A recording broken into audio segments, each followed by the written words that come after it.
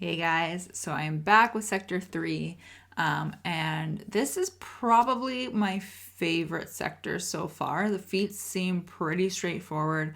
They are extremely doable. You can double, triple, quadruple, however many times you want to dip up on them. They blend really nicely with the global feats when you're working on those as well, and even just with each other. Overall, it's a really good sector, and I found that it went by pretty quick. So I'm gonna hop in and show you the feat list for the sector. The only feat I can't show you on this one is on the boss, because there is a feat where Grand Inquisitor has to survive, and I don't have him, so I obviously can't show you that one. But I think you'll be able to make do with it, and obviously if you have Grand Inquisitor, chances are you have a really strong Inquisitor team that will survive that battle without issue. So let's look at the feat list so that we can get an idea of what we're doing here. Okay, so we need to gain Foresight 60 times in this sector. Pretty straightforward. This is great because we've got the Jedi global feats, and it also goes really nicely with the bottom feat there, gain Master's Training 50 times. It's beautiful. Honestly, love it. And then attempt to inflict Stagger 60 times and defeat 50 enemies with Empire units, which also work really nicely together. I did try to do all 4 of these together, which you will see. It didn't work necessarily for me, but I know some people are having luck, so I want to show you it anyway. But this is also really great because you have Empire units here. If you're working on the Global Inquisitor wins, so winning 40 times with them, you'll want to use them here because they're all Empire units, so you're going to be able to double dip with that as well. Okay, so let's look at everything and we'll go over what I've used and discs, etc., and just basic strategy, I guess. Okay guys, so the first one I want to show you here is a combo of Master's Training and gaining Foresight. So I mentioned this in my video yesterday. It is currently bugged, and you're going to get credit for 7 Master's Training for each one that you apply. So this is the team that I went in for the first time. I took a full Jedi squad because I wanted to double dip on the Jedi wins for the global feat. I brought Kenobi because I want to call him to get the kills for the global feat. And then I just chose to end up bringing Shock as my 5th. I wanted somebody that would be able to kind of have a move that does nothing to steal kills and possibly heal if I needed some healing. So she was just, in my opinion, probably the best 5th. So like I said, pretty straightforward. It is bugged right now. So when you apply Master's Training from Hoda, you are actually getting credit for 7, not 1. The key to keep in mind with this is you cannot apply it to the same character. So you've seen I've applied it to General Kenobi.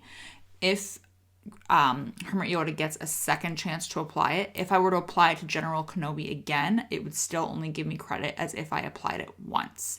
So you'd have to apply it to a character that doesn't have it, which is important to know because if they do end up fixing this bug for the next Conquest run, you're going to be limited in terms of how many you can apply per battle, but I'm going to show you that coming up, kind of how to get around it per se. But it's pretty straightforward. Like I mentioned, you just want to go through, kill the enemy team. I'm calling General Kenobi as often as I can because I want him to land the kills. And then Grandmaster Yoda is here in particular to spread the Foresight around because we want to work on that feat at the same time. So I'm just going to speed this up because it's, like I said, super straightforward. But I would highly recommend doing this as soon as you can in case they do put a patch in during Conquest. Sometimes they do that. It's been a bit since they've done one live in Conquest. I think the last one was a few Conquests ago for a Sector 2 boss. We needed to win without a leader in the leader slot, and that one was bugged if you use C-3PO. So just keep that in mind. I would definitely work on it if you can right away. So you can see we got 7. I only applied it once, and we got 37 Foresight for the one battle. So we're basically we're more than halfway done with Foresight. And then the Master's Training, we will work on some more. So this is a team here that I think is going to be interesting. So if in the chance that they do fix this bug, you're only going to be able to apply master's training from Hermit Yoda to a character that doesn't already have master's training, which is going to be irritating because you will eventually cap out at 4, maybe 5 if you have a summon. So it's going to be irritating to cheese it if they fix it. So if you bring a summon or somebody who revives, like Nightsisters Zombie, when they revive after they've been killed, they revive without the the master's training buff, and you're able to apply it to them again, and it counts for a second application. So just something to keep in mind if we do end up getting a fix for this. We might not. I mean, there are plenty of bugs that they've never fixed in Conquest before, so maybe we'll be lucky. So this fight in particular is on the Professor X account. The one that I just showed you with the full Jedi squad was my own. But I really wanted you to see this team in particular if they do fix this bug, because if we can make it through with getting a second chance to apply master's training to a target, bringing in somebody who will die and revive without the buff, the way Zombie is right now, is going to be really vital to kind of cheesing this in a way and getting more per battle than we would normally. So it's definitely something to keep in mind moving forward. If they don't fix it though, I highly recommend just going through and doing it as a full Jedi squad and getting the double dip there that way, because you're still earning 7, sometimes 14, depending how many times you can get Hermit Yoda to take his turns. And that way you're able to just kind of go that way. But just keep in mind for future if they do fix that bug. And then this is basically all 4 feats in one, if possible. So I know a few people have tried this team. I personally could not get it to work properly, but I want to show you it anyway again, because if you can make it work, then you can work on all 4 feats at the same time. I was just basically killing the team too quickly and taking too many turns. But essentially the idea is Emperor Palpatine and Mara Jade. You're going to get the Empire kills with them. You're going to get Stagger from Mara Jade. And then I brought in a third Empire character, Grandmaster Yoda, and then Hermit Yoda. So that way you're getting Foresight and the Master's Training credit. I tried this several times. I think it ended up being about 3 or 4. And essentially what happens here is just because you're getting the Stagger from Mara Jade, which is great. We want that. And then you're removing all of the enemy turn meter. Also great. You're just feeding you're getting so many buffs put out there and dispelling so many buffs when you pop the Stagger that you're feeding so much turn meter to Palpatine and Mara Jade that for me personally, Hermit Yoda never got to take a turn. So he could never apply Master's Training on somebody. Yoda never got to take a turn to spread Foresight. However, I did want to show this because, like I mentioned, a few people have mentioned this team to me specifically, and it is working for them. They are having Hermit Yoda take a turn, which is great. So if you can get it to work, then 100% you can work on all 4 at once. I personally couldn't, so I'm splitting them entirely and working on Jedi and Empire completely separately. That's just how it's working for both of the accounts that I'm running. But if you can make it work, like I said, then you can do all 4 feats in one team. And it's kind of fun, to be honest with you, if you can get it. If you can get them to take a turn, then you're golden.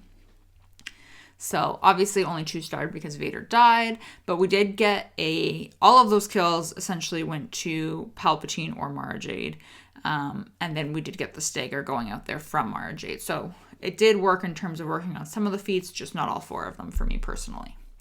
And then, of course, the other option you can do is just a full Empire team, which I also really like. So this will only work on Stagger and the Empire kills. But because it is a full Empire team, you're going to get credit for all of the kills here. It doesn't matter who lands them, since you've got all Empire characters working for you. You can also do something like Troopers if you wanted to for an Empire team.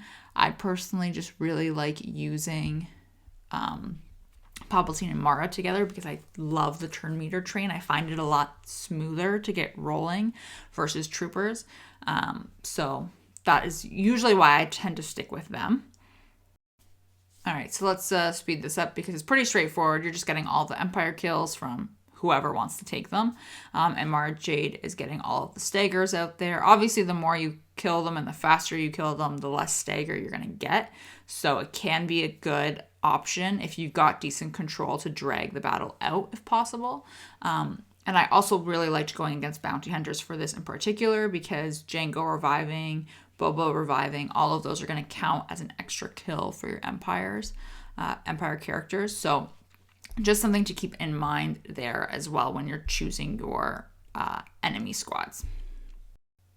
Okay, so let's look at the mini boss now. He's got this real neat, weird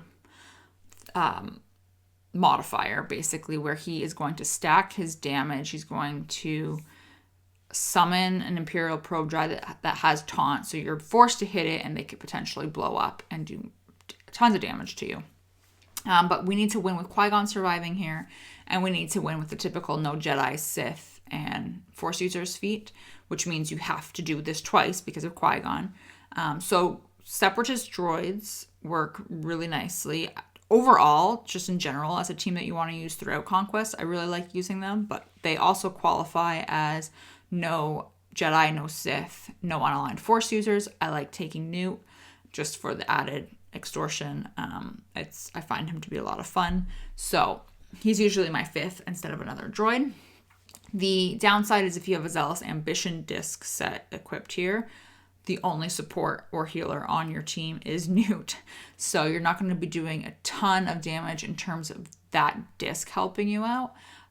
But overall, Grievous works really nicely just to kind of make his way through the teams and keep everyone target locked, prevent turn meter gain. It's really great for control, which is what I wanted here when you're dealing with modifiers that kind of like revive a character or bring another character in. I really wanted to control the enemy. So I think Grievous handles it really nicely, and a lot of people have Grievous droids built up, hopefully, and they work very consistently through all of the sectors. So definitely recommend using them as one of the options at least. Okay, so let's look for now Qui-Gon Jinn surviving. So like I said, you have to do this twice. These are the discs I've got equipped on this is on my account here. The Grievous team was on Professor X. So nothing crazy. I think Fortified is going to be slightly helpful. I do finally have a Zealous Ambition, a white one. But other than that, there's really nothing crazy disc-wise that I've got. It's mostly Ruthless Offense, an Entrenched, a Volatile Accelerator, which is just pumping out dots for extra debuffs, but it's not doing anything crazy. So I know that we don't have Amplify Agony. I know it's gone, but this team is working surprisingly well, even without Amplify Agony. I think it has to do with the Zealous Ambition.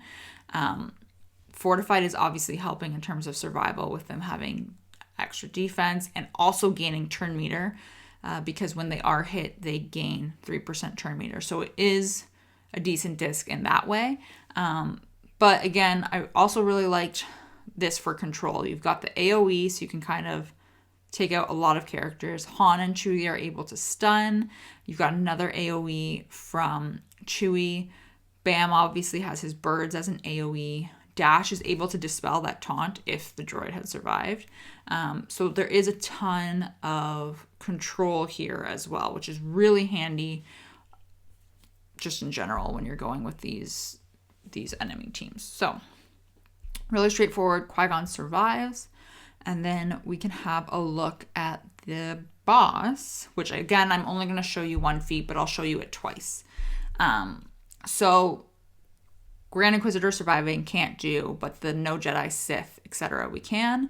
This is interesting because essentially you're going to gain a stack of imminent collapse every time you do an AoE. Anytime you do a attack that hits more than just the character you're targeting, everyone gains this stack, and then everyone takes 10% true damage or max from their max health as 10% true damage. And when you get to 10, you lose. And it doesn't matter if you do the AoEs or if the enemy does the AoEs. Everyone is going up to 10. So essentially, you want to win this before 10 AoEs happen. So I was really particular. I wanted to do a full scoundrel team. And I was just kind of figuring out who I could take as my fifth. I really wanted to bring a support just to have that advantage of the Zealous Ambition disc. And then I did end up deciding here to bring Grief. I think that he is pretty helpful just because he has the cleanse, so we can get rid of any dots that are on us, any ability block, etc.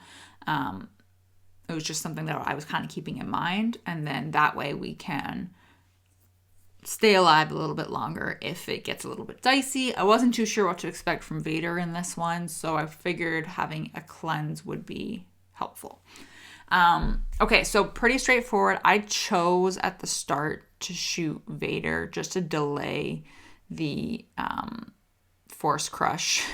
I wanted to delay getting all of those stacks on us as soon as possible. Obviously, I'm going to do the AoE with Dash just because it does so much damage, and I know I'm going to get that one stack. You can see it there of imminent collapse. So I know that that's the case. And then from now on, I'm going to just try to do single target attacks if I can, and try to go after the characters who do have higher turn meter, just so that I can, again, control it a little bit better and stop them from taking turns that way. So pretty straightforward in terms of this team working. I was pleasantly surprised. So that was on, my own account. And then also on my own account, I'm going to do the battle again. So obviously you won't see me get credit for the feat because I just did it, but I am going to do clone troopers with Chewie. So they've all been used quite a bit. They've been through the ringer a little bit. They're not at 100% stamina, which I think is really great for you guys to see. They're at 75, Chewie's at 85 or 86, whatever it was. So I'm not going in with full stamina here. But this is also fun because Echo is a support, so he hits a little bit harder too. So again, he does his AoE right away, so we all have one stack. And I did want to get rid of Vader as soon as possible. I chose to throw the bomb. I knew it would grant me a stack, but I wanted to start whittling away as quickly as possible as I could at everybody, especially with Royal Guard taunting. So I kind of took the risk. And again, I want to get rid of Vader because I want to stop another AoE from happening. It feels like you're racing against the clock in this, because you're just trying to kill everyone before you get to 10, and you can see we're at 4 already because I've done a couple of AoEs. So it's a little bit weighted in terms of how you want to go about it with how many AoEs you're comfortable doing and how hard you'll hit while you're doing them. But just keep that in mind that it's you and the enemy contributing. And I just want to show you, these are my data discs that I used for this. So again, nothing that crazy, only one Zealous Ambition. It's pretty straightforward, but it did work really nicely with both teams, I think, and just to give you an option. Okay, guys, so that is it. Like I said, it was a super straightforward sector, I found. Even with not having the best discs, I thought it was pretty straightforward. So if you can get the optimal builds, then you're going to be doing even better, especially if you've got weaker characters or things like that you're trying to make work. And then, of course, like I mentioned, I can't show you the Grand Inquisitor feat because I don't have him, but it's pretty straightforward in terms of how you would make him survive. I think you could just plug him into that Dash team that I use, the Bam Dash Scoundrel team, and that would be fine in my opinion, instead of taking Grief, because they seem to handle it really well, especially with the Zealous Ambition on Dash.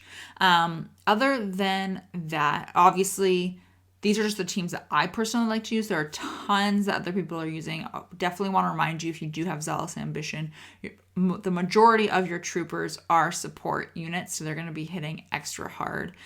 If you can get your troopers to work on specific nodes, then I would absolutely do that. If you can cheese those Imperial kills on a Mon Mothma node, I would do that. I just didn't personally find one on my way through the sector. That wasn't necessarily me veering off of the hard path, because I was still trying to get those discs, right?